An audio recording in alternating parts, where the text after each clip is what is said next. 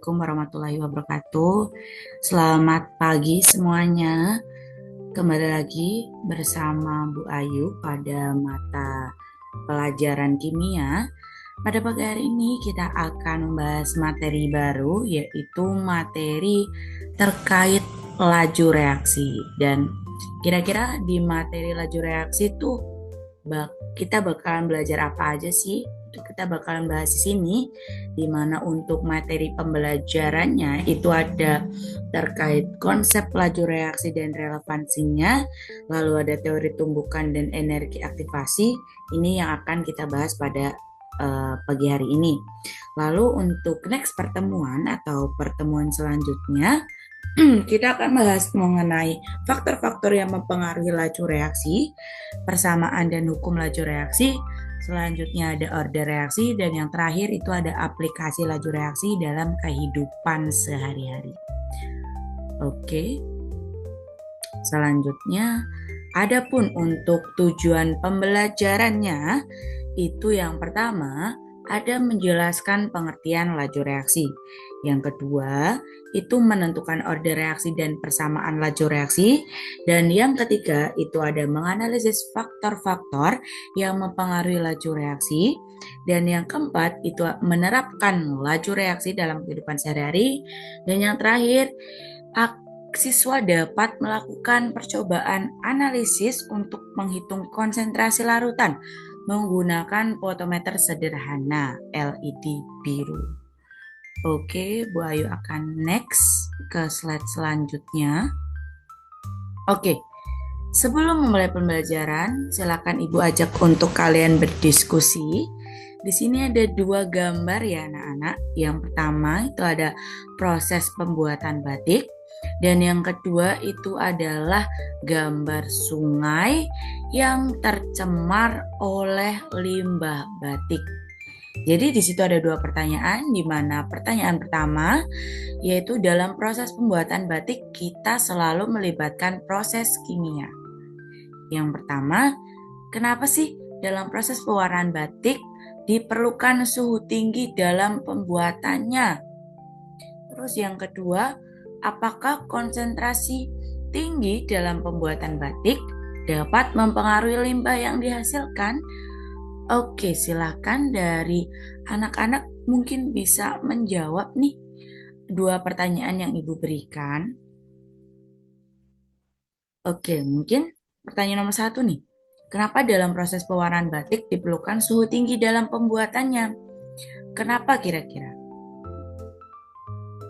Oke, jadi dalam proses pewarnaan batik itu contohnya dalam proses pewarnaan batik itu kainnya juga kan direbus ya.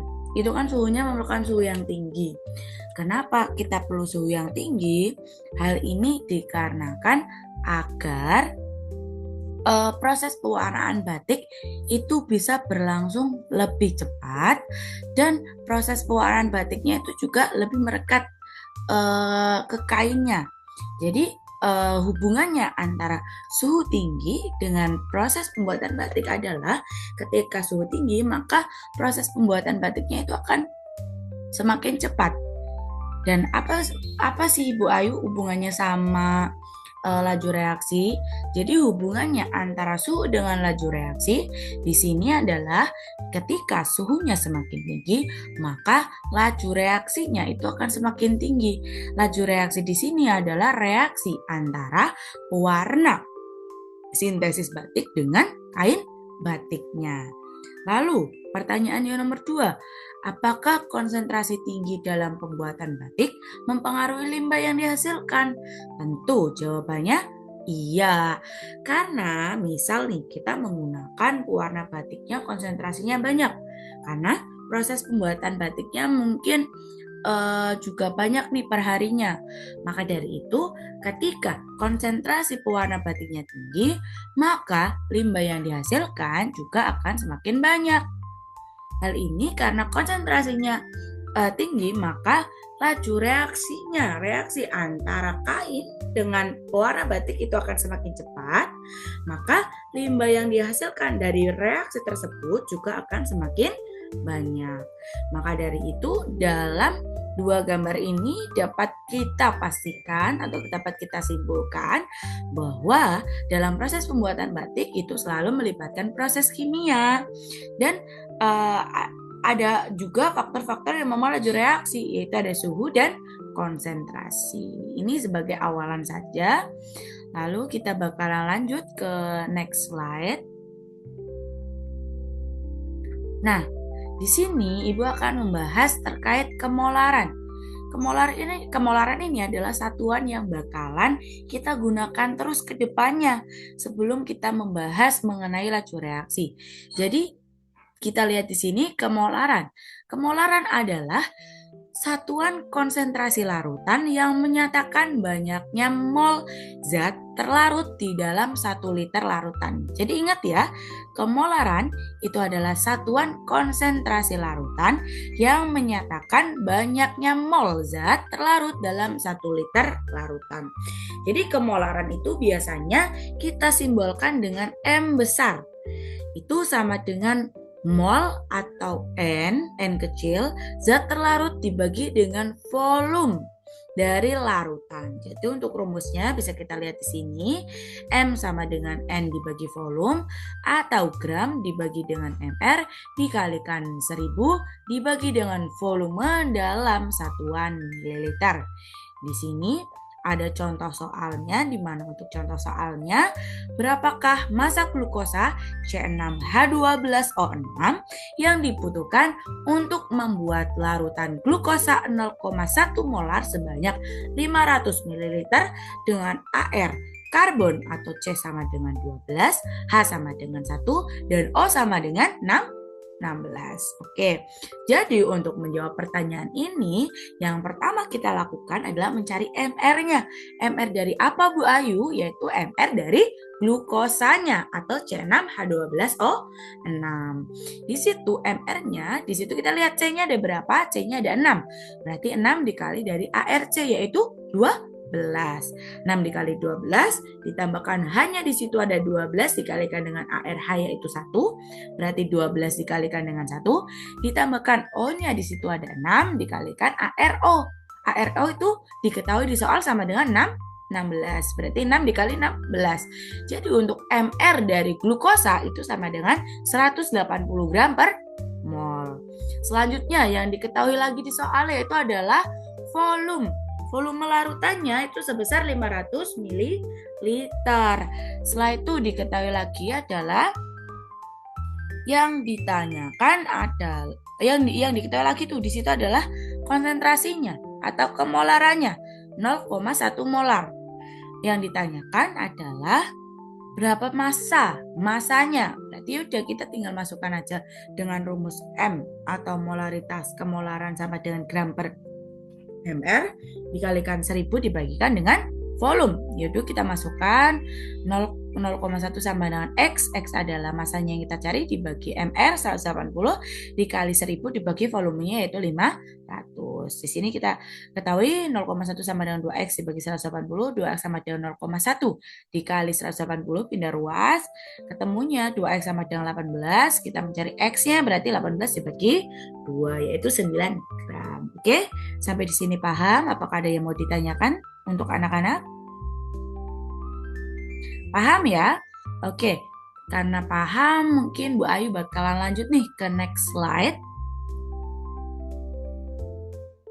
Oke, kita akan masuk nih ke materinya yaitu materi laju reaksi. Apa sih Bu itu laju reaksi? Kita lihat nih gambar di sini.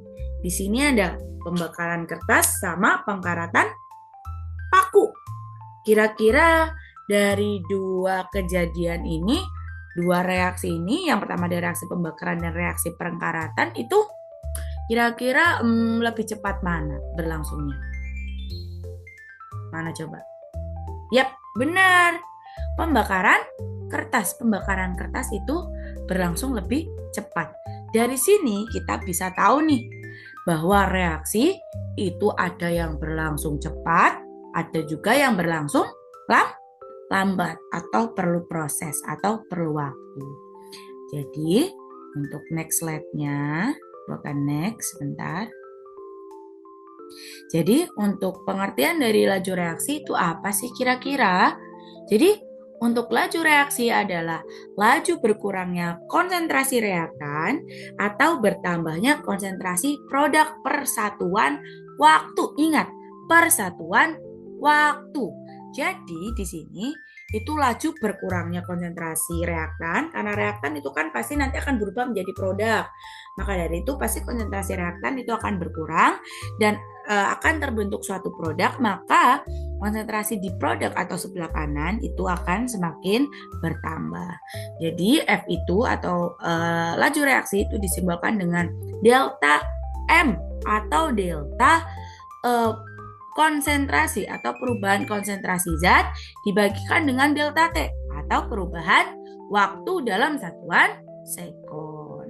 Oke, Bayu bakalan next ke slide yang selanjutnya, di mana di sini ada hubungan laju reaksi dengan koefisien reaksi, yaitu kita bisa lihat di situ ada suatu reaksi, yaitu PA ditambahkan dengan QB akan menghasilkan RC ditambahkan SC. Yang ada di sebelah kiri kita sebut sebagai reaktan atau zat pereaksi, dan yang di sebelah kanan kita sebut sebagai produk. Jadi dapat laju reaksi dapat kita nyatakan dengan rumus V sama dengan minus delta konsentrasi A dibagi delta T sama dengan minus delta konsentrasi B dibagi delta T sama dengan ditambah plus delta konsentrasi C dibagi dengan delta konsentrasi dibagi delta T terus sama dengan plus delta konsentrasi D dibagikan dengan delta T atau perubahan waktu persatuan sekon. Jadi dapat kenapa Mbak yang delta konsentrasi A min delta T itu nilainya minus, dan yang delta konsentrasi C per delta T itu nilainya positif. Kenapa? Karena di sini kita bisa lihat yang reaktan A sama B. Berarti ini mengalami pengurangan konsentrasi. Maka dari itu di sini nilainya dia negatif. Sedangkan di produk itu kan mengalami penambahan konsentrasi. Maka di sini nilainya sama dengan positif. Maka dari itu dapat disimpulkan sama dengan laju A banding laju B banding laju C banding laju D sama dengan P banding I banding R banding S. Jadi koefisien dengan laju reaksi itu berbanding lurus. Di sini langsung ke contoh soal aja, Bu Ayu ada contoh soal. Jika laju reaksi pengurangan N2O5 pada suhu tertentu menjadi NO2 dan O2 itu sebesar 2,5 kali 10 pangkat minus 6 mol liter pangkat min 1 S pangkat min 1 dan dinyatakan dengan persamaan sebagai berikut. Persamaannya yaitu ada 2N2O5 akan menghasilkan 4NO2 ditambahkan dengan O2. Tentukan laju reaksinya. Nah, rumusnya itu pakai rumus laju reaksi ditanya sama dengan koefisien yang ditanya dibagikan koefisien yang diketahui dikalikan dengan laju reaksi yang diketahui. Oke, next. Nah, jadi untuk jawabannya kita pertama tuliskan reaksinya dulu.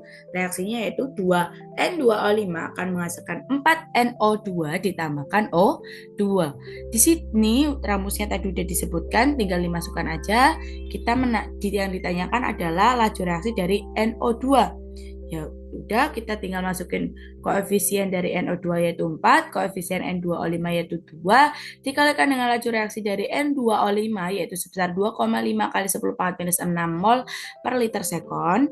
Maka dari itu untuk laju reaksi dari NO2 diketahui sama dengan 5 kali 10 pangkat minus 6 mol per liter sekon. Oke. Apakah ada yang ditanyakan? Apa udah paham? Oke, mungkin kalau yang sudah paham bisa raise hand untuk anak-anak. Apakah bisa Ibu lanjut? Oke, lanjut ya. Oke. Next. Next, di sini Ibu akan membahas terkait teori tumbukan dan energi aktivasi. Nah, sebelum Bu Ayu lanjut ke teori tumbukan dan energi aktivasi, silakan anak-anak bisa mengakses terlebih dahulu yaitu PET Colorado. PET Colorado itu apa, Mbak? PET Colorado itu adalah virtual laboratorium. Jadi di PET Colorado ini nanti kalian bisa melakukan eksperimen tanpa harus ada di laboratorium. Tapi di sini bisa memberikan interaktif simulasi yang sama seperti di laboratorium. Silakan kalian bisa akses PET dan ketikkan reaction and rate. PET reaction and rate. Nanti tampilannya akan seperti ini. Apakah sudah muncul di layar? Oke, sudah. Nanti akan tampilannya akan seperti ini. Sudah muncul atau belum? Belum ya? Sebentar. Oke, baik. Ibu akan share. Sebentar. Oke. Yang reaction and rate, apakah sudah kalian buka? Oke, silakan kalian klik ini. Klik tanda play, lalu pencet yang run search, run PJ browser compatible version. Kalian klik satu kali aja, 2 kali. Kita tunggu. Di situ Ibu udah bagikan LKPD ya. Jadi di situ ada kalian berkelompok. Udah Ibu bagi kelompoknya menjadi 6 ya. Udah Ibu share. Maka dari itu nanti kalian berkelompok, silahkan. Ibu akan buatkan breakout room. Nanti kalian untuk mengerjakan LKPD-nya dan melakukan simulasi PET Colorado. Silahkan, nanti Ibu akan sediakan breakout room-nya. Oke, sebentar masih menunggu.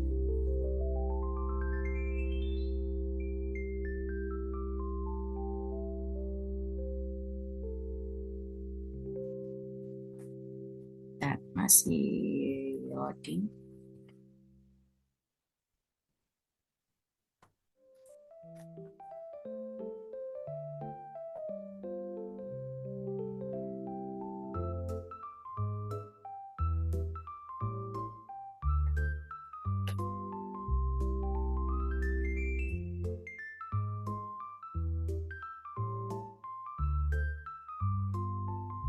Masih loading sebentar.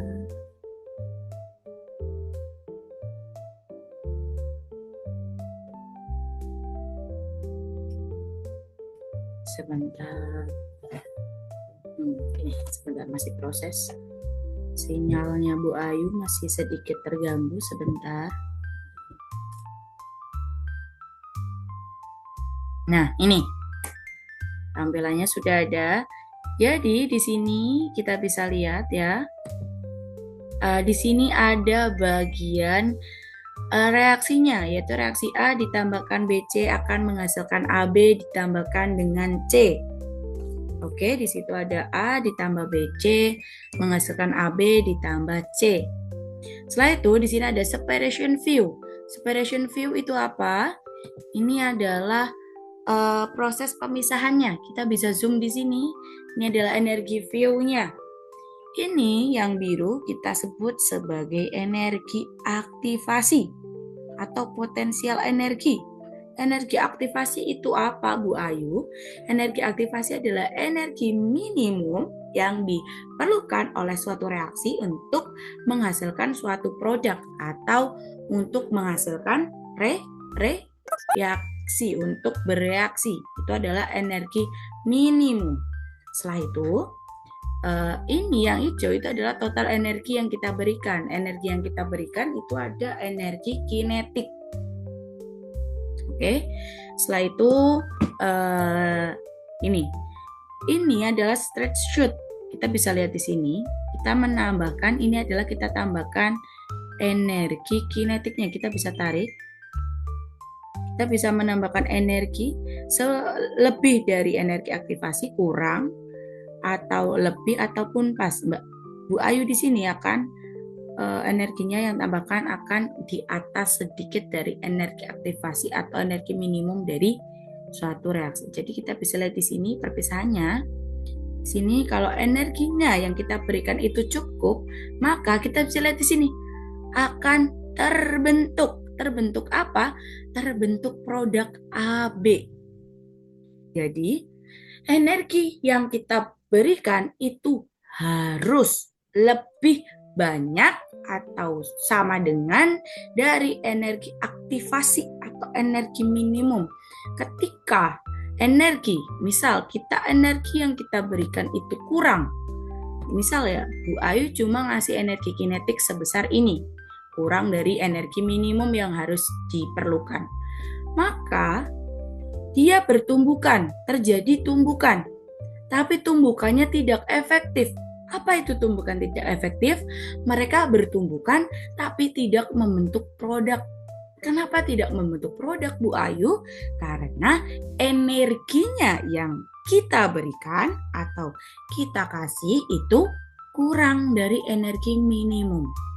Oke, kayak misal kalian mau beli bakso, harganya 80.000, tapi kalian cuma punya uang 20.000. Misal, berarti kan kalian nggak bisa nih untuk memberi seporsi bakso itu.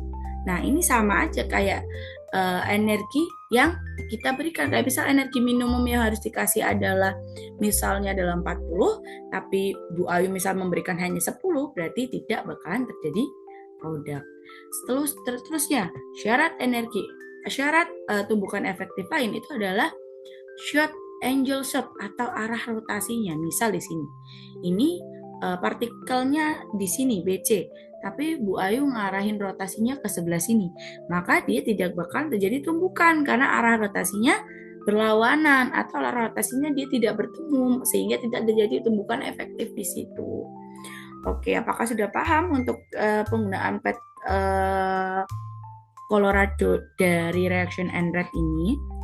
Silakan nanti Bu Ayu sediakan breakout room, kalian mencoba per kelompok ya, dan ada LKPD, silakan kalian kerjakan.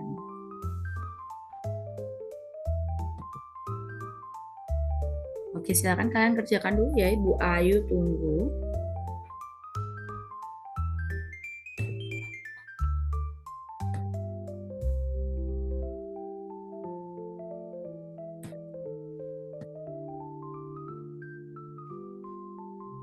Oke. Sudah ya, sudah selesai mengerjakan ya. Baik, Ibu Ayu akan menjelaskan materi tadi atau menjelaskan praktikum tadi.